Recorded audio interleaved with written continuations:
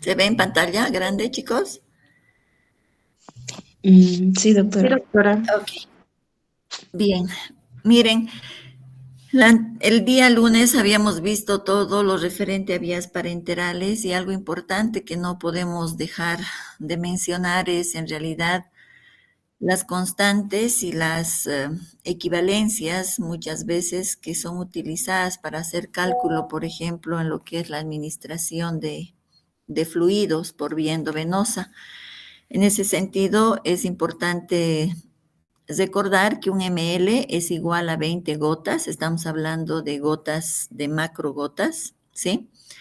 Y también un ml es igual a 60 microgotas, es decir, gotitas mucho más chiquititas. En ese sentido, ¿cuál es la relación?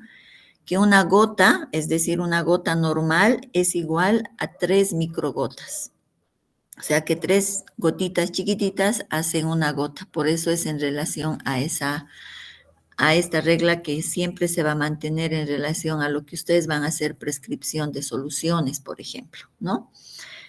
¿A qué me refiero con macrogotas o macrogoteros? A estos goteros que son normales, donde las gotas son de este tamaño más o menos, y les decía que un ml es igual a 20 gotas de este tipo de gotas. Pero cuando hablamos de un microgotero, estamos hablando de gotas muy chiquititas, más pequeñas, y estamos hablando que en un ml existen 60 de estas microgotas, ¿no? Lo que hace su equivalencia que 3 microgotas equivalen a una gota. Otro aspecto importante es las equivalencias de lo que son los kilogramos a gramos, ¿sí? Y lo que prácticamente un gramo es igual a miligramos, ¿no? Estamos viendo aquí.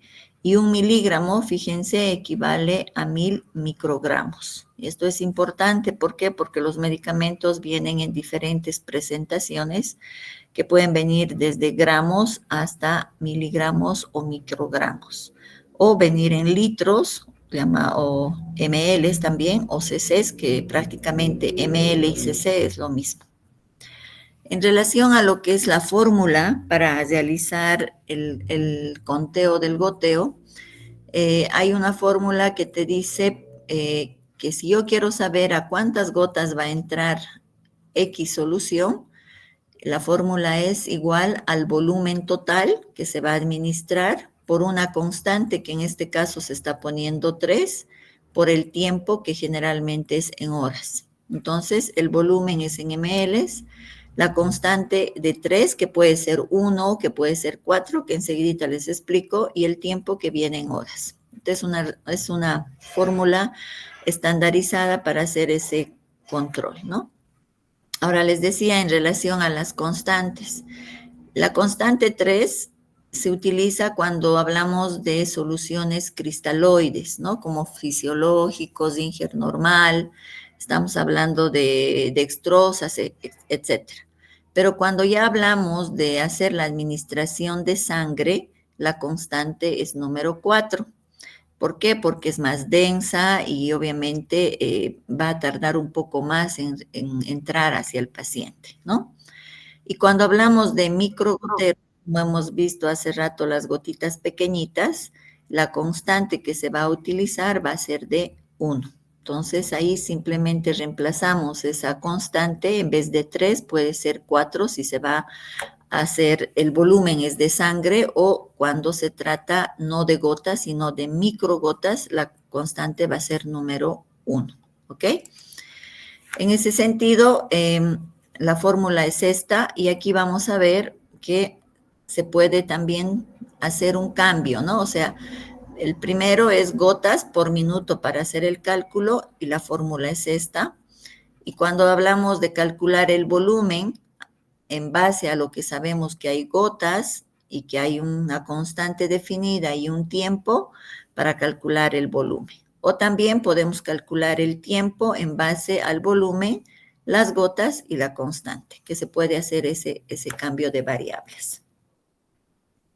Aquí tienen un ejemplo bastante clásico y bastante utilizado, donde vemos que hay una solución salina que es de 1000 cc's, que Como ven, es gotas normales, por tanto usamos la constante 3 y este suero de 1000 cc va a entrar en 8 horas. Entonces multiplicamos 3 por 8 las horas que van a ingresar, que es 24, 1000 dividimos entre 24 y sale un número de 41.6. Cuando los decimales son 5 o mayor a 5, prácticamente se redondea al inmediato superior, que serían 42 gotas por minuto, que va a entrar este suero en 8 horas, ¿no? Y así prácticamente se realizan esos reemplazos para salir, es lo mismo acá, de la misma forma, para ver que sale en ese sentido. Ok. Simplemente eso para reforzar lo que habíamos visto la anterior y terminar con lo que son vías parenterales. Ahora vamos a tocar un tema que es importante en el sentido de lo que es la realización de la transfusión sanguínea, un procedimiento que no se realiza en todos los pacientes, pero que cuando se lo va a realizar se tiene que tomar en cuenta estos aspectos que vamos a ver, ¿no? ¿Qué es la hemoterapia? La hemoterapia es una práctica de la parte médica explícitamente, porque es la que prescribe, la que define, porque implica que este personal debe tener conocimiento en relación a lo que es este uso de lo que va a ser la transfusión sanguínea, qué tipo de componentes tiene, qué derivados se puede tener en relación a esta hemoterapia. Y este procedimiento implica una gran responsabilidad debido a que prácticamente sus conocimientos, su razonamiento clínico en relación a la patología que quieren tratar, en relación a los beneficios que ustedes quieren adquirir en relación a esa hemotransfusión, y obviamente cuáles serían los efectos que podrían también ser adversos en el paciente, va a hacer que ustedes tomen esa decisión de hacer esa prescripción para un paciente, ¿no?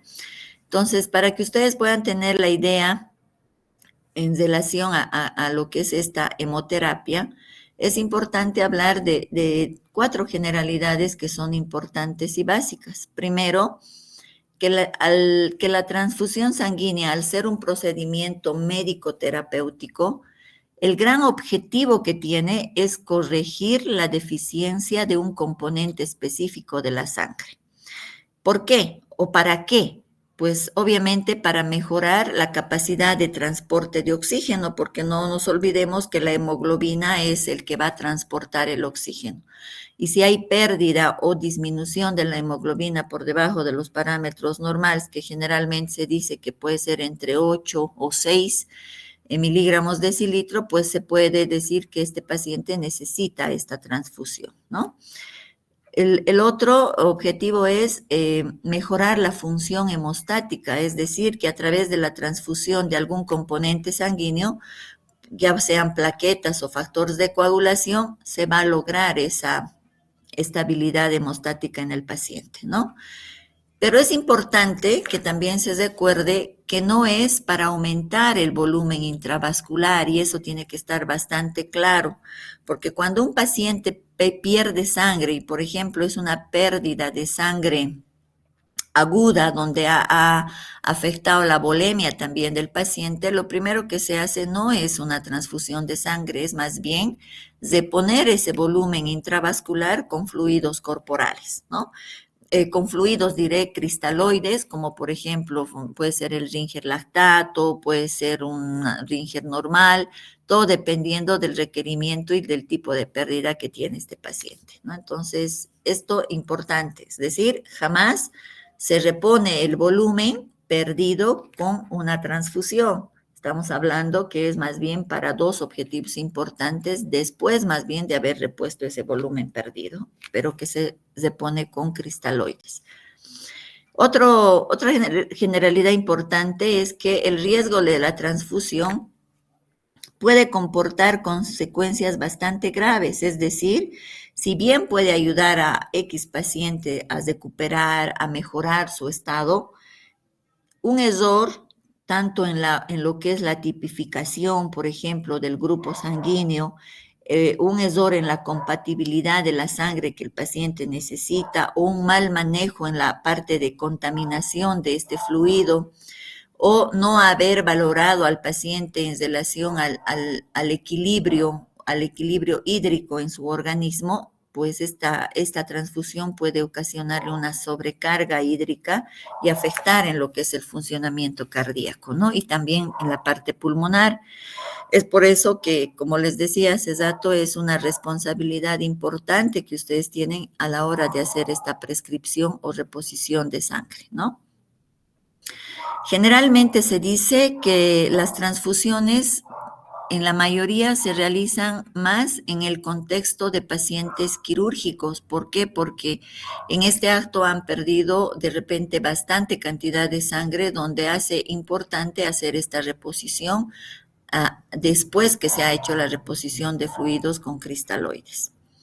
También es importante, y aquí está con una letra un poquito más grande, y otra vez recalcamos que el juicio clínico que ustedes tengan, el hecho de saber valorar el estado cardiovascular del paciente, el hecho de tomar en cuenta la edad del paciente y los antecedentes de este paciente en su patología o antecedentes patológicos, o cómo ha sido o por qué es la pérdida sanguínea de este paciente, si es aguda o es crónica, o ha sido durante una cirugía o es por una patología previa, por ejemplo, en pacientes renales.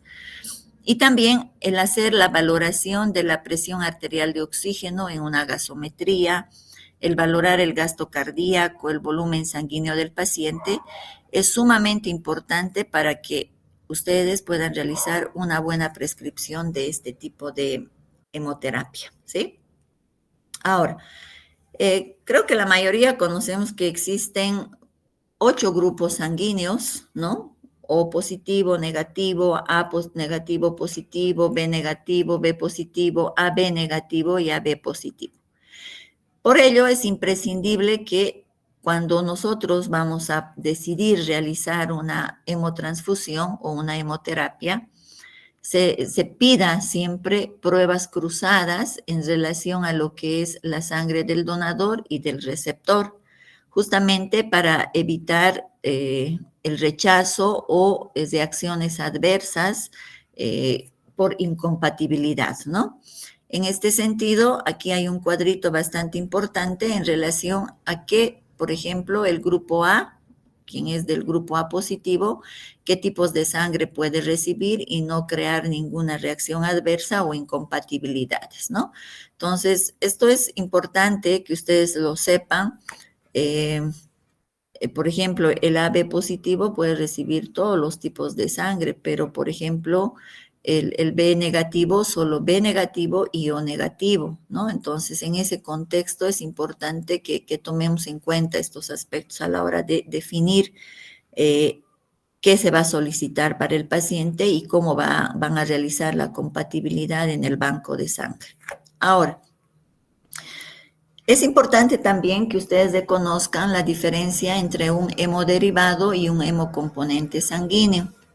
Los hemoderivados, que son estos que están de color azul, que generalmente son derivados del plasma fresco, es decir, que se obtienen de este fraccionamiento del plasma humano y son utilizados con fines terapéuticos, como la albúmina, las globulinas, los factores de coagulación, ¿no?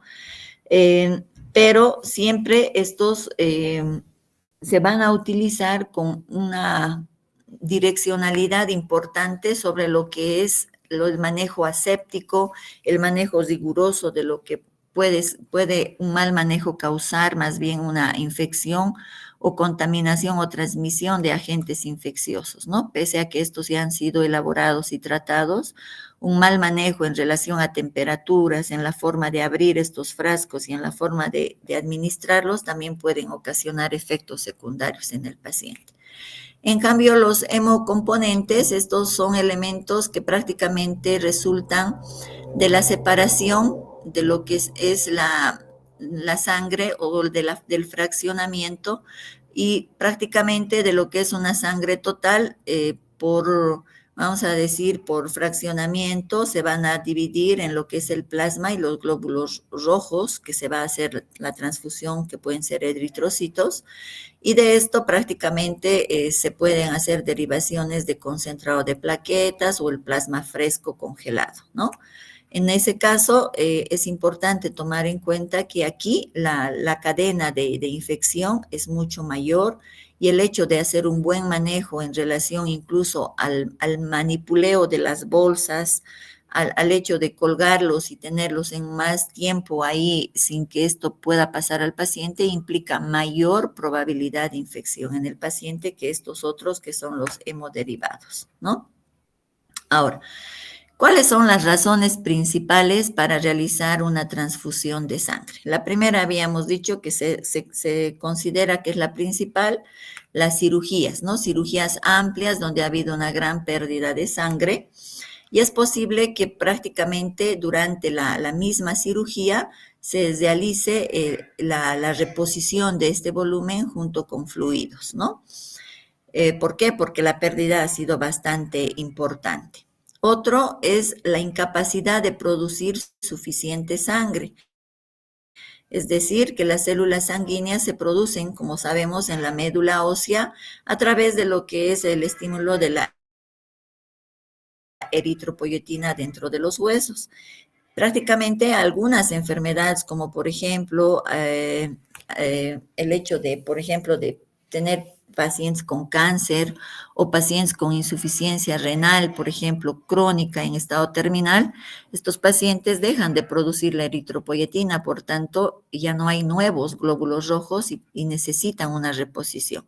Pero actualmente, como la medicina avanza tanto, no todos los pacientes son candidatos, por ejemplo, a recibir transfusiones. Algunos que están, por ejemplo, esperando un trasplante, no van a recibir una transfusión sanguínea porque se los va a sensibilizar demasiado y pueden hacer un rechazo al órgano cuando sean trasplantados. Entonces, en ese caso, que van a utilizar eritropoyetina, pero colocada de forma externa, ¿no? Para estimular la formación de glóbulos rojos. Y la otra razón es para evitar complicaciones debido a un trastorno sanguíneo ya existente en el paciente, ¿no? Los pacientes que sufren de anemia falciforme, talasemia, pacientes que, por ejemplo, tienen que hacer unas transfusiones de forma regular porque prácticamente sus niveles de hemoglobina van bajando de forma regular en este tipo de pacientes que tienen trastornos de tipo hemorrágico, como por ejemplo la hemofilia, en la enfermedad de von Willebrand, por ejemplo, que van a necesitar de forma de repente urgente, no solamente la transfusión sanguínea, sino de plasma para prevenir hemorragias graves, es importante también tener estos antecedentes y cómo se los va a tratar a este tipo de pacientes, ¿no? ¿Cuándo transfundir? Según el American College, prácticamente han propuesto un esquema que de forma muy resumida indica que las pérdidas cuando son mayores al 20% del volumen sanguíneo o mayor a 1000 ml, dentro de un contexto, por ejemplo, en un trauma, en una cirugía, se debe iniciar la reposición del volumen sanguíneo a través de las transfusiones. Otro criterio dicen que se va a transfundir cuando la hemoglobina, algunos dicen cuando esté en 8 gramos decilitro y otros dicen en 6, es cuando el paciente, además de esto, tiene una patología agregada y su nivel de hemoglobina está en estos rangos, se tiene que iniciar la transfusión. O en otros casos, cuando la hemoglobina es menor a 10 gramos, pero cuando se usa una transfusión de sangre autóloga, es decir, del propio paciente, ¿no? Entonces, no esperar más que baje de 10, sino ya cuando esté en 10, hacer ya la autotransfusión, ¿no? Que en muchos países se realiza con mucha frecuencia. ¿Cuáles son los requisitos para una transfusión? Primero, es importante, antes de la transfusión, verificar la existencia del consentimiento informado, como en todo procedimiento.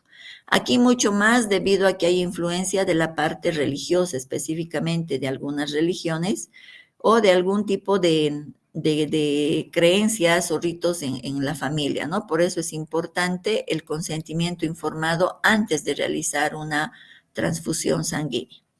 Luego, realizar la identificación y verificación de la calidad de este componente sanguíneo, ¿no?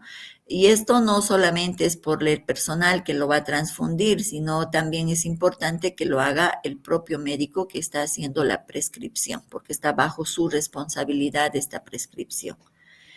Es importante que confirmen la compatibilidad sanguínea, pero no solamente de forma verbal, sino tiene que estar escrita en la hoja de solicitud y tiene que haber reportes de las pruebas de compatibilidad. Generalmente son códigos de barra que se colocan tanto en la bolsa como en la historia del paciente, ¿no?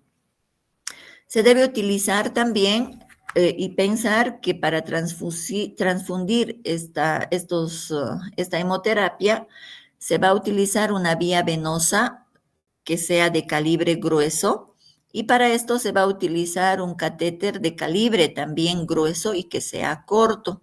¿Por qué? Porque la sangre es densa y si se utiliza un número más pequeño se tapa con mayor facilidad y no entra la sangre, ¿no? Se coagula. Entonces, es importante, por eso, optar en las venas que están a nivel del antebrazo, que son de mayor calibre, y hacer una buena asepsia antes de la inserción del catéter, porque de por sí el hecho de transfundir un tejido dentro de otro organismo puede producir reacciones como fiebre y demás que vamos a ver más adelante que ocasiona este paciente. Entonces, las medidas de asepsia tienen que extremarse en este tipo de pacientes. Es importante también recordar que al utilizar un equipo de transfusión, es decir, estoy hablando del equipo de venoclisis, que es muy particular y específico para esto, para cada transfusión, para cada bolsa, se tiene que cambiar todo el circuito. Es decir, no se puede transfundir con el mismo equipo varias bolsas. ¿Por qué remarco esto? Porque ustedes son los que solicitan el material y hacen la receta. Entonces, tienen que prever. Si el paciente va a recibir 3 paquetes de sangre, tiene que tener sus 3 equipos para hacer la transfusión, ¿sí? Y eso es responsabilidad de ustedes. Es importante considerar la lista de chequeo, el checklist que generalmente se maneja actualmente para evitar errores en el momento de hacer las administraciones de este tipo de hemocomponentes, es verificar que al que se le va a transfundir sea el paciente correcto, que sea el volumen que se ha pedido y sea el volumen correcto para no complicarlo al paciente, como habíamos dicho, con encharcamientos, que el hemocomponente sea el correcto, que sea del grupo sanguíneo que se ha pedido. Se debe identificar de manera inmediata cualquier tipo de reacción que el paciente presente en los primeros minutos específicamente que está recibiendo la sangre. Por eso es importante hacer una valoración durante esos primeros minutos, que el equipo de administración sea el correcto, que la velocidad correcta sea prácticamente, no debe exceder a más de 4 horas, ¿sí? Generalmente se pide entre 3 a 4 horas el hecho de hacer esta transfusión, que los registros también sean llenados de forma correcta, tanto por el personal médico como por el personal de enfermería que va a hacer la transfusión y va a hacer el seguimiento, ¿no? Y es importante que la hoja prácticamente donde se colocan estos códigos de barra que tiene tanto la bolsa, también debe tener la historia clínica del paciente, ¿sí?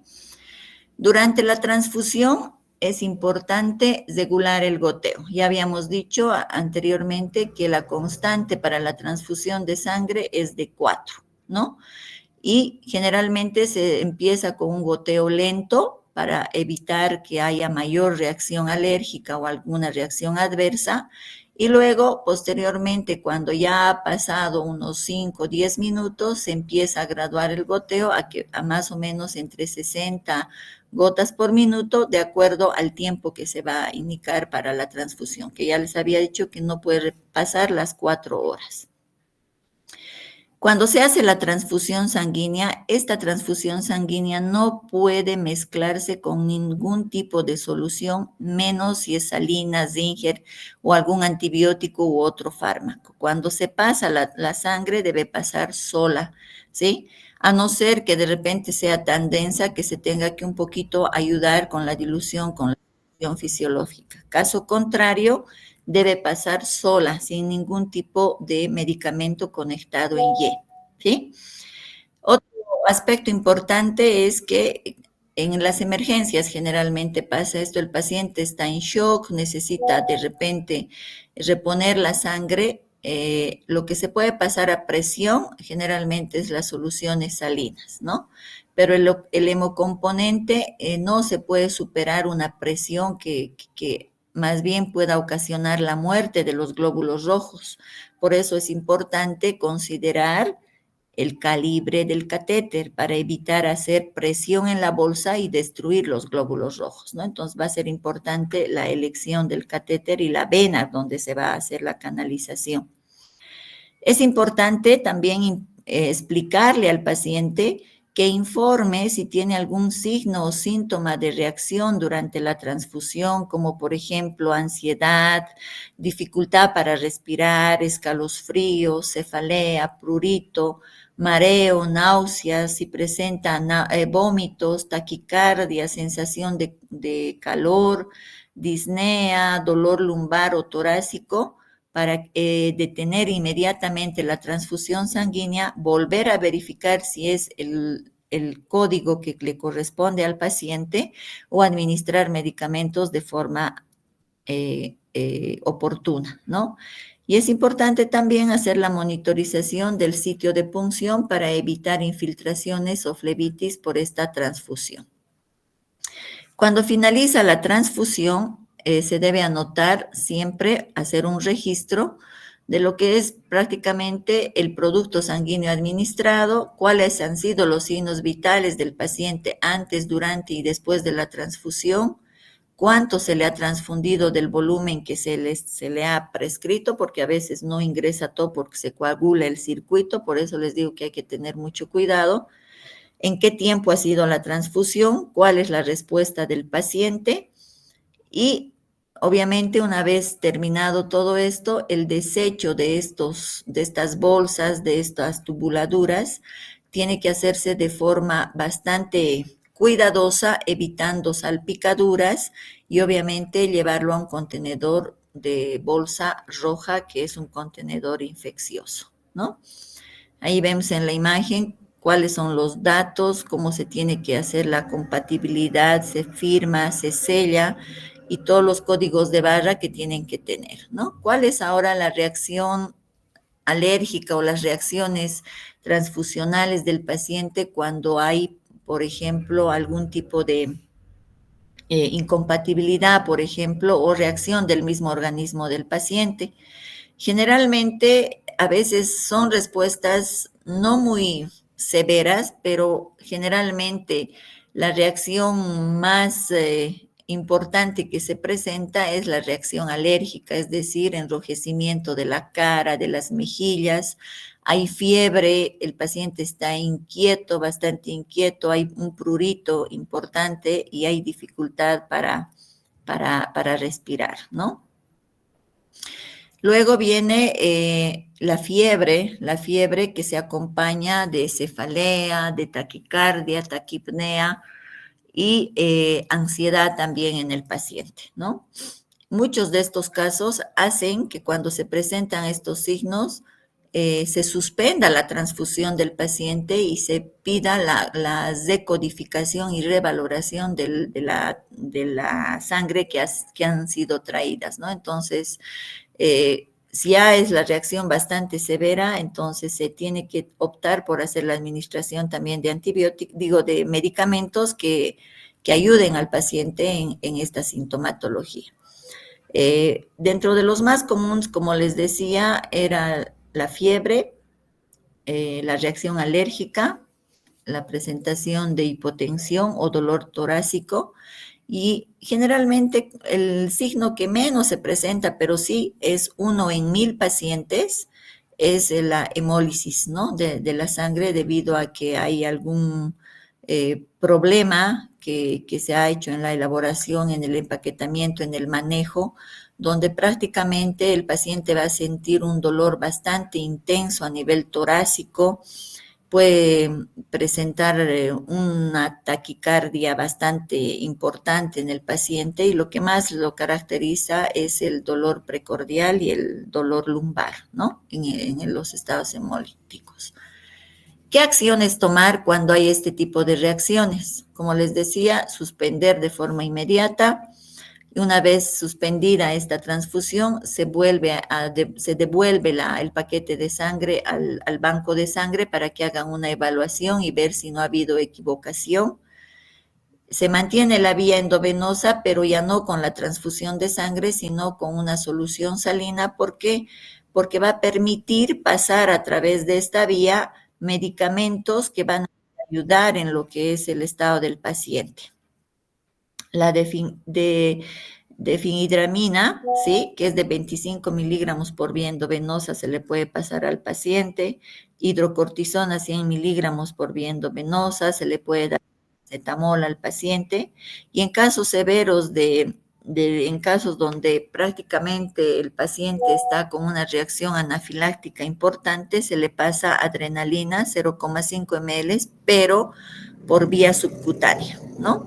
Y todo esto es importante informar al médico para ver qué otras medidas puede tomar para hacerla, en vez de hacer la transfusión, buscar otra manera para hacer la reposición de la sangre.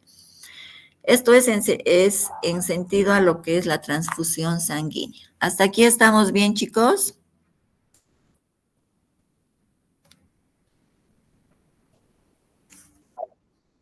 Ok, permítanme, voy a hacer captura de pantalla y voy a tomar asistencia, por favor.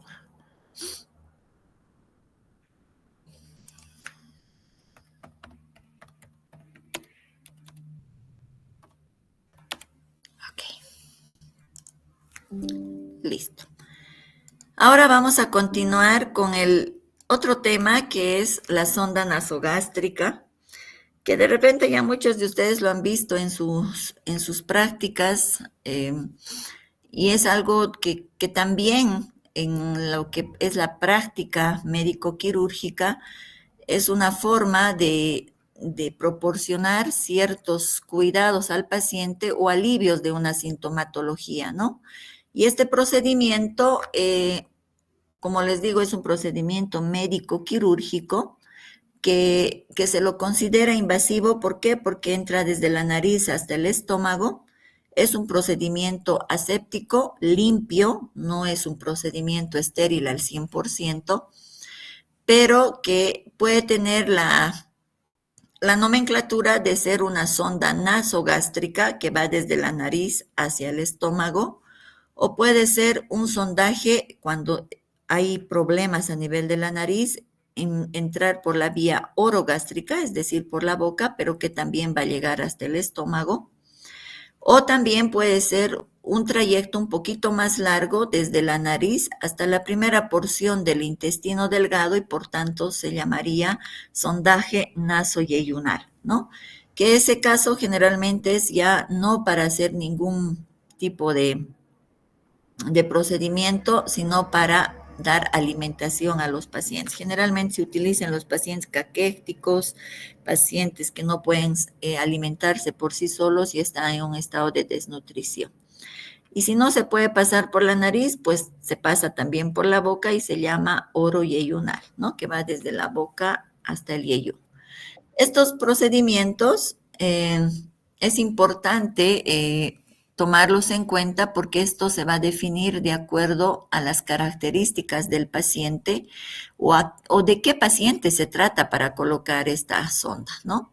Y los tipos de sondas, según su abordaje, fíjense, la nasogástrica, que es nariz, boca, estómago, o puede ser orogástrica. Las sondas que se utilizan para realizar este abordaje son la sonda Levin, que es la más común, que es la que usamos prácticamente de forma rutinaria, la sonda Salem, la Faucher, la sonda Blackmore, bastante utilizada hace mucho tiempo, ahora muy poco, utilizada en pacientes que tienen varices esofágicas, por ejemplo, la sonda de Levacuator, que prácticamente, o la Minnesota, que lo vemos generalmente a veces en libros, pero las más usadas son estas primeras que tenemos acá. En relación a las sondas nasoentéricas, es decir, las que llegan hasta la primera porción del intestino delgado, son sondas mucho más largas y que tienen un particular diseño y además una perita metálica aquí en la punta, que son la sonda Miller-Abbott, la sonda de NutriShock. Fíjense que hasta su nombre nos dice que esta es de Johnson para hacer más la provisión de alimentos a los pacientes. La sonda Cantor, Hasis, Caslow, la sonda Davot, el Moss Dennis y está la Andersen que con tungsteno, que prácticamente en nuestro medio no hay. Ahora, hablamos de la sonda más común, la sonda Salem, y algunos también la pueden conocer como muy parecida a la sonda Levy, que es la que más usamos, les decía. Estas sondas en general tienen tres partes. La primera es el extremo proximal o llamada cabeza, que es la que se va a introducir en primera instancia por la nariz, y esta punta es la que llega hasta la parte del estómago. Luego, esta parte, este extremo proximal o cabeza, tiene unos orificios, pueden ser 2, 3 o 4, todo dependiendo del tipo de la sonda, que hacen o permiten más bien tanto la administración o la extracción desde la parte del estómago, dependiendo cuál es el objetivo de la sonda, ¿no? Luego viene todo lo que es el cuerpo hasta llegar al extremo distal. ¿Qué observamos en el cuerpo? Fíjense que primero observamos una línea azul que se llama la línea radioopaca, que generalmente es la línea que ayuda a verificar la posición de la sonda en el trayecto y hasta dónde llega prácticamente su colocación a través de una placa de rayos X, ¿no? Esta línea radioopaca. Luego tiene unas marcas que permiten conocer la longitud o hasta dónde se ha introducido la sonda para más o menos ver el tamaño que ha ingresado hacia el paciente. Y el extremo distal tiene luces que puede ser una sola, que en la mayoría, que en la Levin es una sola, o puede tener 2, 3 luces dependiendo del tipo de sonda para hacer la administración, drenaje, lavado, o uno para alimentación, otro para medicamento, o otros tienen otras luces para inflar el balón, como en el caso de la sonda de Blackmore, ¿no? Las escalas de medición de las sondas, aquí varía un poquito en relación a los catéteres, si ustedes se fijan. Miren, la sonda a menor número, más delgada, a mayor número, más gruesa. Y aquí no tienen que confundirse con los catéteres, ojo, y las agujas. ¿Se acuerdan que en los catéteres habíamos dicho a mayor número, más delgado? Aquí es al contrario, por si acaso, ¿sí? A menor número, más delgado. A mayor número, más grueso. Vienen codificados también con colores, pero algunos no tienen ningún tipo de color, pero sí tienen el número en la bolsa de la sonda. A menor número se utiliza en pediatría, en neonatología, y a mayor número se utiliza en adultos. Cuanto más gruesa la sonda, se va a utilizar, por ejemplo, cuando se quiere drenar material bastante denso, como por ejemplo coágulos de sangre, o en pacientes intoxicados donde se quiere sacar las sustancias con mayor rapidez, se utilizan con mayor número. ¿Estamos? Y eso estamos viendo igual acá en la imagen, lo que les acabo de decir, ¿no? Generalmente para jóvenes adultos es a partir del 14 adelante, más gruesos. El material de estas sondas son variables, pueden ser de PVC, pueden ser de silicona, pueden ser de poliuretano, y generalmente los materiales deben ser flexibles y tienen que ser lo más biocompatibles posible. Pero la mayoría son generalmente de PVC y estos generalmente son muy rígidos y generalmente puede durar hasta 1 o 2 días. En cambio, los que son de poliuretano o de silicona son mucho más flexibles, específicamente la de silicona, mucho más biocompatible, incluso pueden durar por hasta 14 días, hasta un mes y un poquito más, ¿no? Entonces, estas sondas van a ser escogidas de acuerdo al procedimiento que se quiere hacer, ¿no? Lo que les decía, la sonda Levin tiene solo un lumen, fíjense, y generalmente tiene una longitud de 120 centímetros y generalmente tiene marcas cada 40 centímetros para ver su ubicación y la línea radioopaca, ¿no? Esta sonda se utiliza de forma común para pacientes que van a entrar a cirugía de abdomen amplio, para pacientes para entrar a una colecistectomía, para pacientes, estoy hablando de una convencional, ¿no? De una cirugía convencional, para pacientes en caso que se hayan intoxicado a hacer lavados o en pacientes, por ejemplo, que están con una hemorragia digestiva alta y se necesita drenar y además hacer el lavado con solución fisiológica y retirar los coágulos, se utiliza esta sonda. Es la más usada, la sonda Levy. La Faucher, ustedes pueden ver, es igual, es un poquito más grueso, pero el orificio que tiene en la parte distal tiene una sola luz. Si ustedes observan, también es radiopaca. Es un material que prácticamente por su grosor se puede utilizar para lavados gástricos, ¿no? En caso de intoxicaciones o hemorragias. La Salem es una sonda que presenta doble luz interior que va a permitir la entrada de líquidos o salida del contenido gástrico. La una es un poco más fina, es más delgada una de las luces, que permite la entrada de aire, ¿no? Para que se pueda hacer o emplear, por ejemplo, algún tipo de medicamento o algún tipo de contraste para hacer su uso de esa forma. Esta que es la que me interesa que ustedes la conozcan, que se usaba y se usa mucho en el Instituto Gastroenterológico, en pacientes que tienen varices esofágicas, que es la sonda de Shanghtaken Blackmore, que es una sonda que tiene dos balones, una que va a entrar para fijarse en la parte del estómago y la sonda no se mueva, y el otro que se desplaza a lo largo del esófago y se insufla para comprimir esas varices esofágicas y no sangre, ¿no? Su colocación es bastante traumática porque entra por la nariz y el paciente tiene que soportar este grosor que pase de la sonda, y su colocación generalmente es por vía endoscópica, ¿no?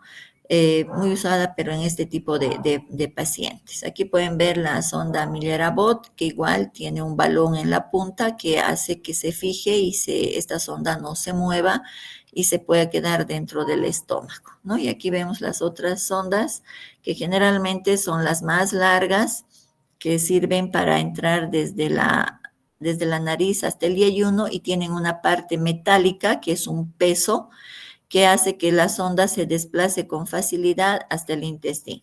Cabe recalcar que las sondas que llegan hasta la primera porción del intestino delgado deben ser colocadas por vía endoscópica, no a ciegas como la Levin y las otras sondas que solo llegan hasta el estómago, ¿sí? ¿Cuáles son las indicaciones diagnósticas para este tipo de colocación de sonda? Para detectar y evaluar hemorragias del tracto digestivo, para medir la presencia de tóxicos o drogas, para realizar aspiraciones y medir el pH gástrico, para medir volúmenes de secreción gástrica y también para obtener muestras, ¿no? ¿Cuáles son las indicaciones terapéuticas? Descompresión abdominal en el caso de que el paciente tenga algún vólvulo o algún problema a nivel del intestino bajo o grueso. Para alimentación enteral o administración de medicamentos, manejos del cólico biliar en pacientes que tienen vómitos biliares, por ejemplo, continuos y son bastante molestos, se les pone la sonda. para vaciar el contenido gástrico mediante drenaje o aspiración, para hacer lavado gástrico en hemorragias de vías digestivas o intoxicaciones, también para administrar alimentación enteral y en pacientes que están inconscientes con alteración de la conciencia para prevenir la broncoaspiración, especialmente en pacientes operados con cirugías de abdomen. Hay contraindicaciones absolutas y relativas. La contraindicación súper o absoluta, que quiere decir que no se puede colocar la sonda nasogástrica, es la fractura de la base del cráneo. Entre otras, tenemos aquellas que son la atresia de Coanas, atresia esofágica, por ejemplo, que van a buscar otro tipo de abordaje en el paciente, pero ya una fractura de base del cráneo está prohibido colocar la sonda nasogástrica porque puede haber desviamiento de la sonda hacia lo que es el cerebro, ¿no? Y producir más bien un paro inminente en el paciente. Las relativas quiere decir que sí se puede colocar la sonda, pero que lo tiene que hacer un personal entrenado con mucho cuidado para evitar más bien producir algún tipo de lesión secundario, por ejemplo, cuando el paciente ha tenido una cirugía gástrica o esofágica reciente, o cuando el paciente tiene, por ejemplo, ¿qué se llama? Varices esofágicas, porque al entrar, si uno entra torpemente y no sabe guiar la sonda, puede perforar la varice y hacer que el paciente sangre, ¿no?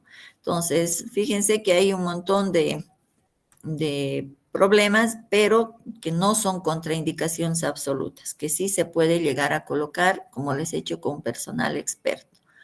¿Qué evaluamos en el paciente? Su estado de conciencia.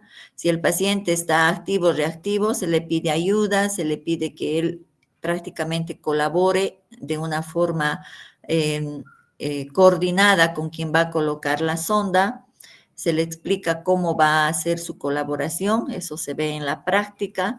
El paciente, si está inconsciente y está intubado, de repente un poco va a ser un poco dificultoso el pase de la sonda, pero de cierta forma tiene la ventaja de que ya el tubo endotraqueal está asegurando vía aérea. Entonces, en un paciente inconsciente, si el paciente está intubado, difícilmente te vas a pasar a vía aérea, más bien vas a llegar al estómago con facilidad, pero con un poquito de dificultad porque el tubo está ocupando un espacio y está desplazando el esófago un poco, comprimiéndolo para hacer un poquito difícil el pase de la sonda, pero no es difícil. Evaluar si el paciente tiene esas varices esofágicas y prácticamente si es así, es mejor a veces colocar por vía endoscópica para evitar efectos secundarios de sangrado durante el colocado, ¿no? Valorar los exámenes de laboratorio es importante, específicamente en relación a lo que es los tiempos de coagulación y los electrolitos en relación al cloro y al pH, porque no se olviden que si es una sonda nasogástrica que va a estar para drenaje, pues todo el contenido gástrico se va a ir vaciando y obviamente va a haber una alteración en estos componentes. ¿Cuál es el equipo para colocar la sonda nasogástrica? Como ustedes pueden ver, no es complejo el equipo, es bastante sencillo. Se necesita la sonda, se necesita guantes desechables, una riñonera, una lidocaína en gel, un vasito con agua y un sorbete, tela adhesiva, tijeras, el estetoscopio. Y si el paciente va a estar con la sonda a caída, a drenaje, pues una bolsa colectora, ¿no? Y la tela adhesiva, que es importante para hacer la fijación. Entonces, en ese sentido, se procede a realizar todo lo que es la medición de la sonda, que por literatura marcan desde la punta de la nariz hasta el lóbulo de la oreja y del lóbulo de la oreja hasta el apéndice cifoide.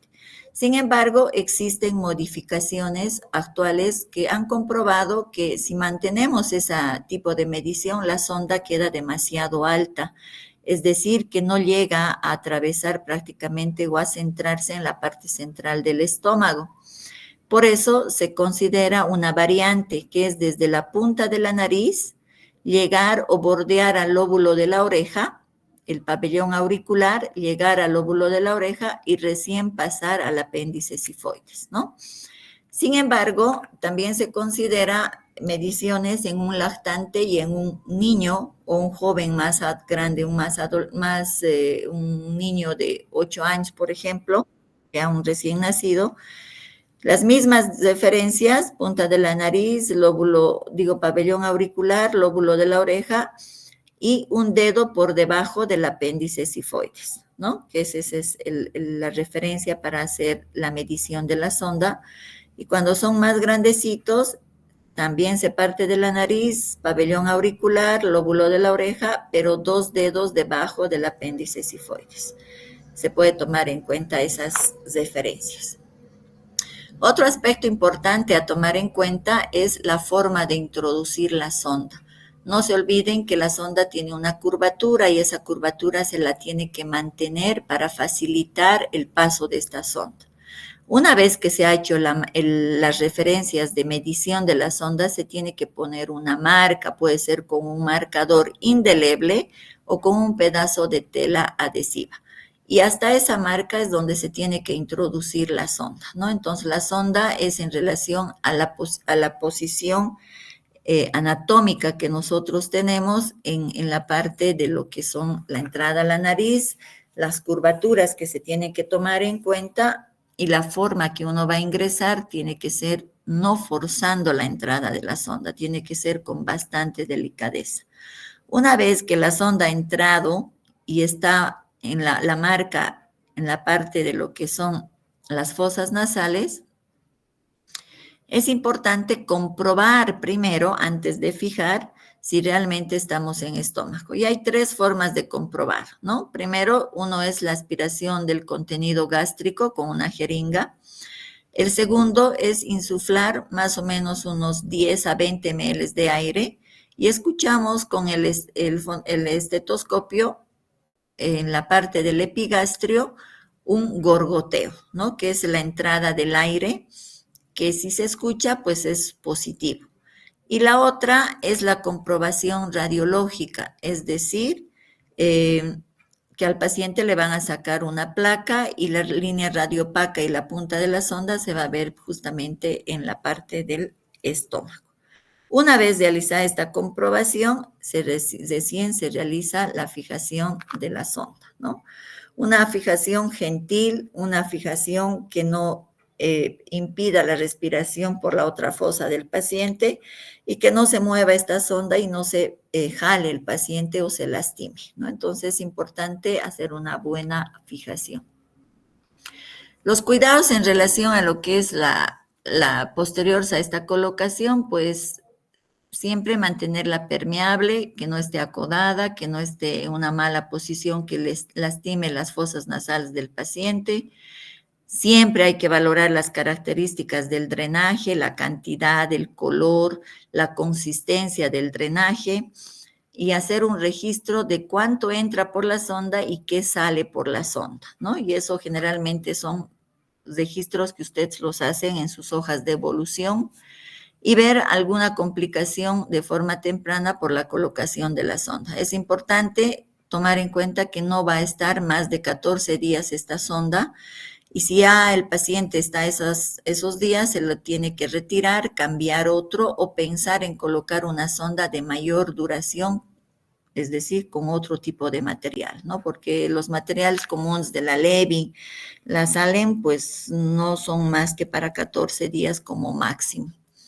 Ustedes tienen que tomar en cuenta que el paciente con una sonda respira por la boca, que está juntando secreciones a nivel de la nariz y tienen que indicar en sus indicaciones médicas aseos bucales, limpiezas de fosas nasales para evitar la sinusitis, por ejemplo, y obviamente hacer la limpieza de estas secreciones, porque el paciente ni limpiarse la nariz quiere porque siente que le duele o que la sonda se va a salir. ¿Cuáles son las complicaciones? Broncoaspiración, epistaxis, la más común, lesiones de la mucosa oral o faringea, hemorragia gástrica, estomatitis, parotiditis, erosiones a nivel de las fosas nasales, puede haber otitis media, puede haber incluso náuseas por la misma presencia o cuando se ha hecho maniobras bruscas o se ha forzado la entrada de la sonda, puede haber perforación esofágica, puede haber mediastinitis, fístulas traqueoesofágicas o incluso se puede provocar hasta hidroneumotórax, ¿no? Entonces hay que tener mucho, mucho cuidado.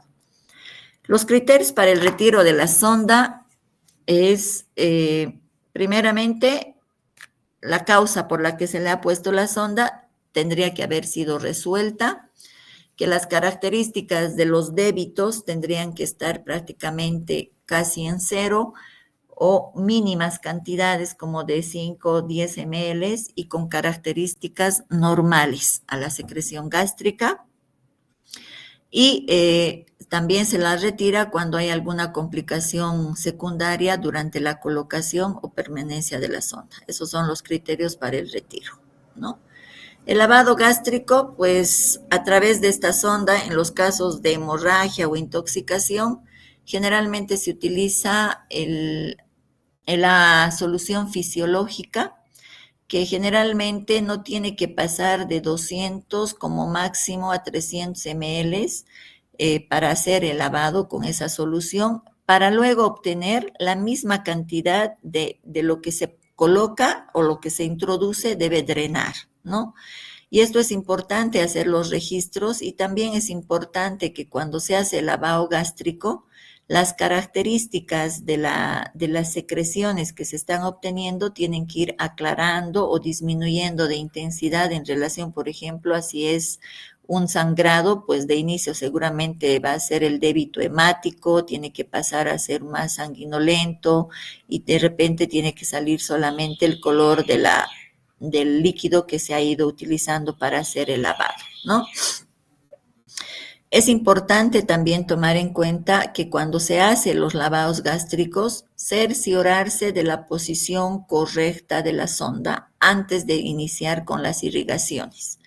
Y es importante también que si es en el caso de ingestión de tóxicos, es importante también que el lavado tiene que ser tan rápido y tiene que ser de forma bastante prolija, donde el operador también tiene que cuidarse, porque si no usa guantes y tiene contacto con los tóxicos, también los puede absorber por la piel, ¿no? Entonces, de repente no solo van a utilizar soluciones como la solución fisiológica, de repente también medicamentos que van a usar para el lavado, ¿no? Como carbón activado, por ejemplo, entonces tienen que hacerlo de forma bastante prolija, contando cuánto están colocando, porque no es colocar, colocar, colocar y de repente el paciente puede hasta vomitar y broncoaspirarse, ¿no? Entonces lo que entra como máximo 200 ml para un lavado debe salir. Sale esto y se vuelve a colocar la misma cantidad para hacer el lavado.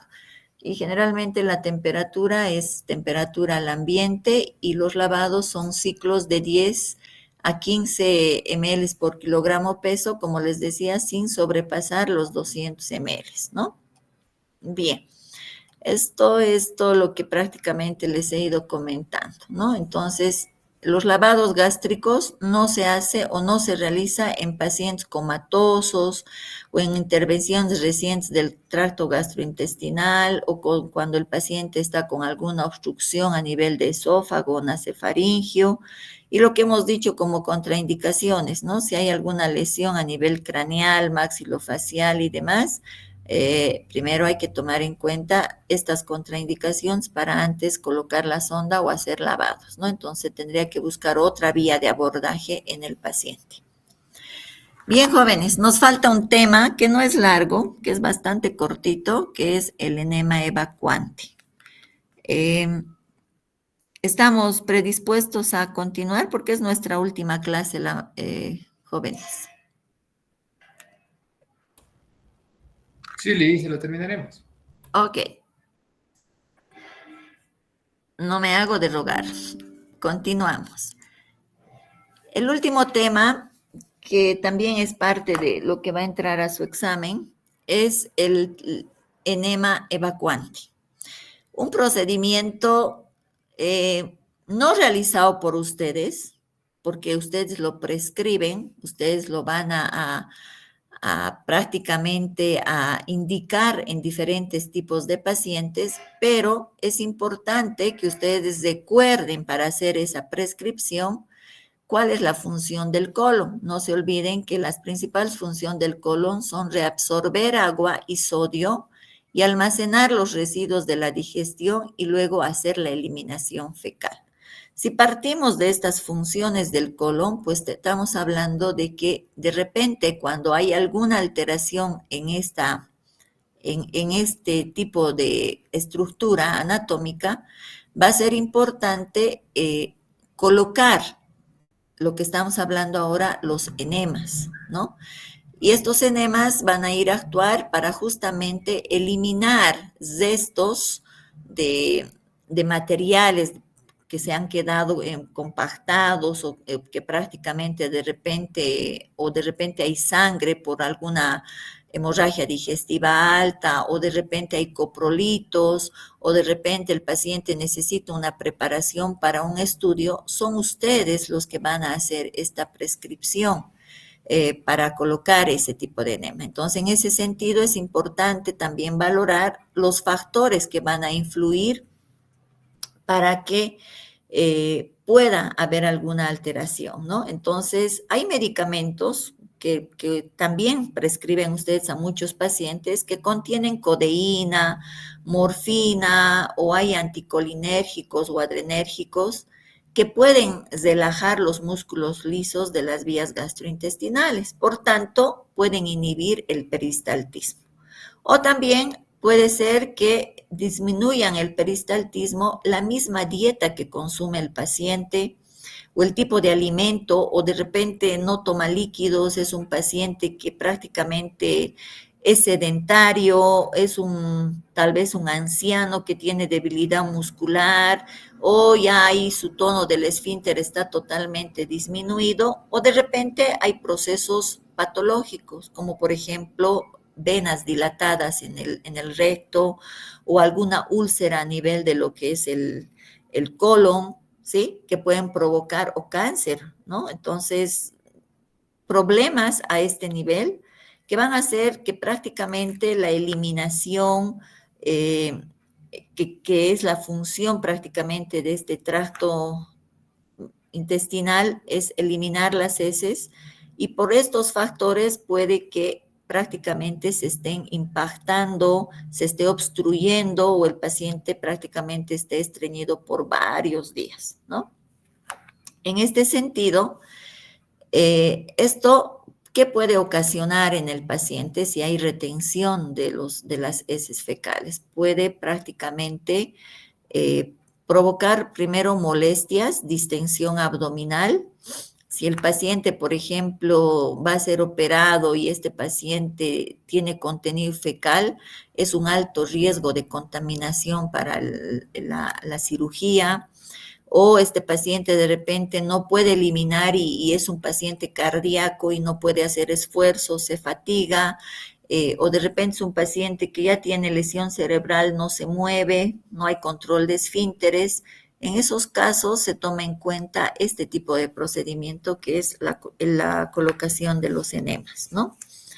Y el enema es la introducción de sustancias en el colon a través del recto con la finalidad de eliminar la materia fecal, pero también se puede utilizar esto para introducir medicamentos, ¿no?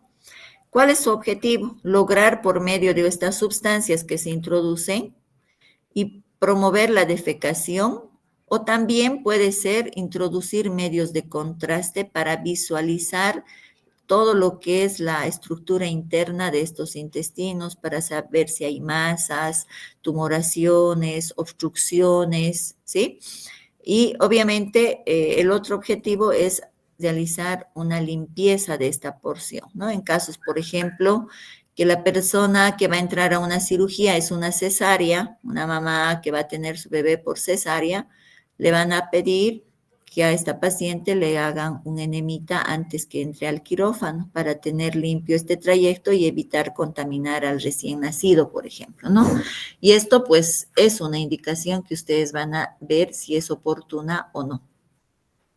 ¿Cuál es el material y el equipo? El sistema irrigador, como ustedes pueden observar aquí, es un contenedor, puede ser metálico, puede ser de plástico, que está unido a un tubito que es una manguera y esta manguera se conecta con lo que es la sonda rectal, que puede tener diferentes formas, puede ser rígida, puede ser flexible. También esta solución puede ser jabonosa, puede ser aceitosa o puede ser simplemente con sal. Todo depende cuál es el objetivo y de qué tipo de paciente se trata. Un soporte que no sea demasiado alto, que generalmente esté a 40 centímetros sobre la cama del paciente. Una chata, pinzas de clam, guantes desechables y obviamente la sonda rectal y obviamente esta sonda tiene que estar lubricada, ¿no? Y una bolsa para desechos. Eso es el material que se utiliza. Pero acá, por ejemplo, cuando hay pacientes que vienen con un vólvulo de sigmoides, un paciente que está bastante constipado, un abdomen súper distendido, los que hacen el procedimiento de descompresión, por ejemplo, utilizando una sonda rectal, eh, una rectosigmoidoscopía que se llama, lo hacen ustedes, porque eso es función de la parte médica. Entonces van a utilizar sondas rectales, van a pedir números bastante gruesos de acuerdo al tipo de paciente, por ejemplo, para poder realizar estos procedimientos, ¿no? Los propósitos ya habíamos dicho, ¿no? Aliviar el estreñimiento estimulando la peristalsis, ablandar heces o lubricar el recto y el colon en caso de formación de coprolitos y también limpiar el recto y el colon como preparación para procedimientos diagnósticos, partos o procedimientos quirúrgicos, como estamos viendo acá, ¿sí? Ahora, ¿cuál es la posición que va a adquirir este paciente para esta colocación de la sonda? Lateral izquierdo llamada posición de Sims, donde la colocación del dispositivo o el material donde está preparado la solución no tiene que estar a más de 40 centímetros de donde está el paciente recostado. Caso contrario, entra con una rapidez única que le va a provocar una molestia muy grande al paciente y de repente no va a poder ni retener un minuto el enema y obviamente no va a ser positiva, ¿no? Entonces, la forma de ingresar es con movimientos circulares, generalmente entra entre unos 10, 15 hasta 20 centímetros la sonda y la irrigación se hace a través de lo que es el colon descendente para que vaya abarcando al transverso y al ascendente y pueda salir prácticamente de esa forma. ¿Cuáles son los tipos de enema? Son dos, de alto volumen y de bajo volumen. Generalmente los de alto volumen se usan volúmenes de 500 a 1 litro de solución, que puede ser solución jabonosa o agua con solución salina, ¿no? Aquí, por ejemplo, cuando son bastante cantidad, es importante que el paciente se cambie de una posición para otra posición con ligeros movimientos para que se pueda posibilitar la entrada de toda la cantidad de este enema. Lo más común es colocar entre 300 ml, 250, porque generalmente el paciente no aguanta mucha cantidad, ¿no? Otro enema que es también de alto volumen son los enemas varitados y esto lo hacen igual para hacer estudios de lo que significa visualizar la estructura y la forma interna del intestino para ver si hay formación de masas o qué está ocupando el lumen o por qué hay estenosis, por ejemplo, o presencia de qué tipo de material dentro del intestino, ¿no? Entonces, el bario es el que va a entrar y es importante que ustedes, cuando indican este tipo de enema, expliquen que después de este enema el paciente tiene que recibir enemas de limpieza, porque a veces el bario se queda impactado y produce grandes molestias en el paciente y estreñimiento. Entonces, una vez realizado el estudio, el paciente tiene que tener enemas de limpieza para limpiar este intestino, ¿no? Luego tenemos los enemas de bajo volumen que se venden mucho actualmente en nuestro medio, que han reemplazado prácticamente a estos enemas tradicionales, que son los enemas usados para limpiar el recto y el sigmoide, que generalmente van de 100 a 200 ml, que vienen en estos frasquitos, e incluso se puede hasta el paciente autocolocar, ¿no? Y no son molestosos, pero son bastante efectivos, ¿no? INTI creo que provee este tipo de materiales. Entonces, estos enemas son soluciones salinas que además contienen sales de fosfato, los cuales tienen una acción osmótica y atraen agua hacia el recto y hace que se produzca prácticamente el reblandecimiento de las heces fecales y el paciente pueda eliminar con facilidad todo lo que ha estado reteniendo en el intestino, ¿no? No son molestosos y son de fácil uso, ¿no? Y generalmente entre 5 a 10 minutos ya el efecto ya es positivo en este tipo. Es importante hablar de los enemas carminativos, que generalmente son usados para aliviar la distensión abdominal y cuando el paciente está reteniendo bastantes gases, ¿no? Para expeler los flatos, que se llaman. Generalmente son pequeños volúmenes que tienen una preparación especial que hace que generalmente estos hagan que se pueda aliviar esta distensión y hace que el peristaltismo se mejore y el paciente pueda expeler estos gases, ¿no? Y hay enemas de retención. Estos enemas de retención generalmente es cuando se les da nutrientes a los pacientes o algún tipo de medicamentos o cuando el paciente está con un estreñimiento súper crónico, hay coprolitos, está compactado el paciente de heces, que el enema no tiene ningún efecto. Entonces a esto se llama proctoclisis, ¿sí? Y esto va a entrar a goteo, es decir, no va a chorro, sino es a goteo y generalmente pasa en horas. Y estos pueden contener aceites, pueden contener también jabones o sales, para que generalmente se pone pero con aceite para que pueda ir remojando y poco a poco el paciente vaya eliminando estas heces compactas. ¿En qué casos no van a colocar los enemas? En casos cuando el paciente ha tenido recientes cirugías a nivel del colon o el recto, si el paciente ha sufrido recientemente o está cursando un infarto de miocardio, está contraindicado. Afecciones abdominales agudas, como por ejemplo en apendicitis, no se puede colocar porque lo que puede ocasionar es una perforación intestinal. Pacientes con arritmias, los enemas que contengan sodio no se pueden utilizar en pacientes con insuficiencia cardíaca, es decir, no se pueden colocar enemas salinos en pacientes cardíacos, en pacientes que tienen megacolon, hay que tener mucho cuidado. Son los pacientes que de repente pueden tener problemas para eliminar las heces, pero si le pones un enema, si es megacolon, lo va a retener el enema, ¿no? Entonces, hay que tener mucho cuidado en estos pacientes que tienen ileostomías, estenosis anorrectal, ilio paralítico o ano imperforado, hemorragias, pacientes que están deshidratados o que tienen colitis ulcerosa, ¿no? ¿Cuáles son las complicaciones? Traumas o irritación de la mucosa, puede haber alteraciones en los electrolitos, puede haber deshidratación o hipervolemia, mareos, debilidad, disritmias cardíacas, puede haber un fallo cardíaco agudo o puede haber retención del enema.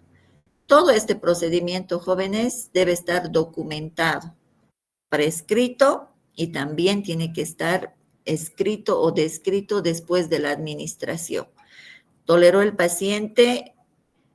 ¿Cuánto tiempo ha retenido el enema? ¿Qué cantidad ha eliminado? Qué características, qué consistencia y qué cantidad, ¿no? Eso es todo en relación a la presentación, jóvenes. Sé que ha sido un poquito largo, pero el tiempo también que nos han dado ha sido bastante corto. Sin embargo, los puntos primordiales en relación a lo que hemos expuesto van a ser unas preguntas para su examen final. Estudien, Prepárense bien y ojalá den un buen examen este 7 de junio. ¿Alguna pregunta, jóvenes?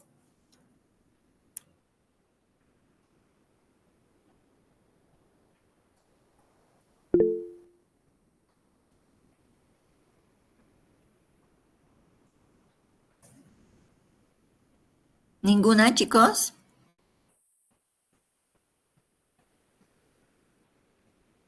Ok. Entonces, buenas noches y que descansen, chicos. Buenas noches, Alicia. Buenas noches, doctora. Buenas noches. Buenas noches.